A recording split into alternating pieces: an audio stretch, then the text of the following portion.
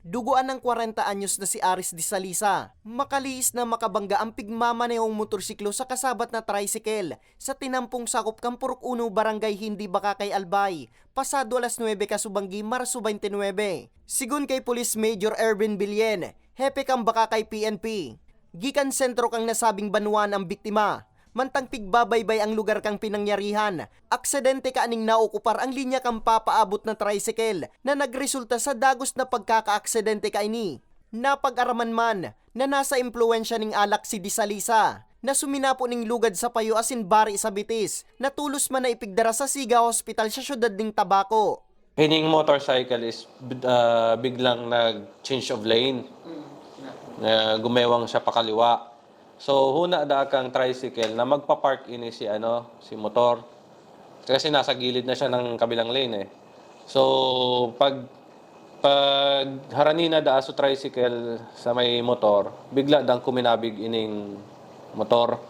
So nagbanggaan sila, nagka-collision kasi bigla siyang kuminabig eh. Baka namalaya niya na nasa ibang direksyon na siya eh. Binisto naman ang driver kan tricycle na si Rene Vista, 48 anyos asin duwang pasahero kaning estudyante na ana suminapo ning minor injuries. Sa banwa naman kang Huban Sorsogon, pasado alas 11 ning aga kang parehong aldaw, nasibot man ang personalis kang MDR Remo Huban sa pagtaong asistensya sa 72 anyos sa Sinunilo Madrasa, kan maaksidente man ang piglulunadang bikulo sa tinampong sakop kang Barangay Aroroy. Sa impormasyon, pasiring ko ta ang biktima sa Sorsogon City. Alagad man tang pigbabaybay ang lugar kang insidente. Naokupar man kani ang ibong na linya na nagresulta sa nasambit na aksidente. Niyan, kasi sa pag-abot dito may kurbada, na-occupy sa dinawigo ang way o ang lanes and track sa diri pamaaraman na ito na kayo nag-naibsod to. Kaya nagkaan sila, nagkagwasing kolisyon.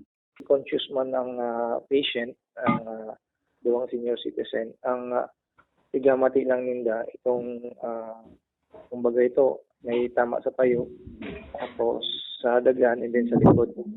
Then may mga multiple operation ining lalaki na senior citizen. Maswerte man na minor injuries na ang sinapo kang kaiba ni Madraso na saro man na senior citizen, maging anduang lunad kan truck.